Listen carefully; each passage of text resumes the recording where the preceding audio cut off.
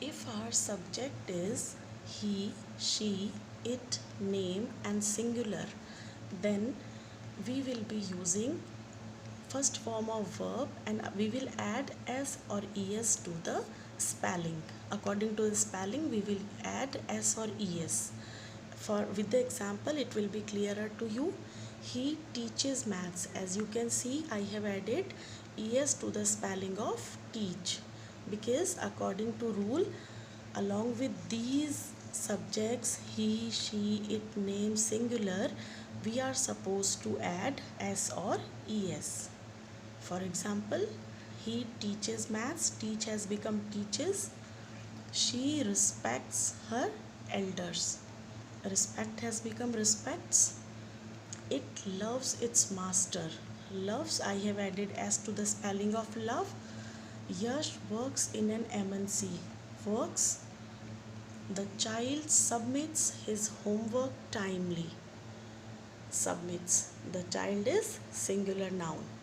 Hope you have understood that with I, we, you, they and plural, we need only first form of verb, and with he, she, it, name, singular, we have to add s or es to the main verb. Now, how we will make negative sentences? For making negative sentences, we need helping verbs. What are helping verbs in this tense? Again, along with I, we, you, they, plural, with this set of subjects, we will be requiring do not or don't. With he, she, it, name, singular, we have to use does not or doesn't. Basically, what does is nothing other than do plus es. Es has been added to do. With example, it will be clearer to you. I don't get late for my office. We don't disobey our teachers. As you can see, I have underlined helping verb and main verb.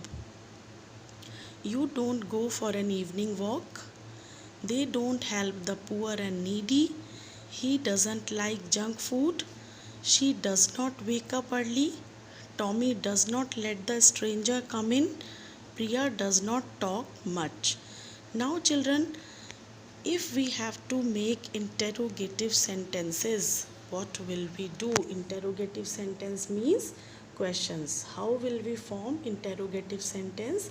For making interrogative sentence, either we will be requiring helping verbs to be put in the beginning of the sentence, or before helping verb we will be requiring WH words. Which are WH words? What, why, where, how, when.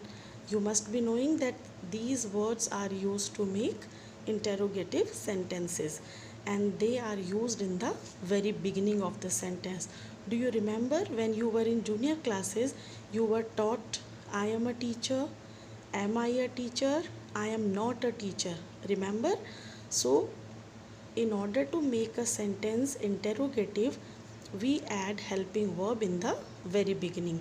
With the help of example, it will be clear to you. Do you help your friends? As you can see, I have added do in the very beginning.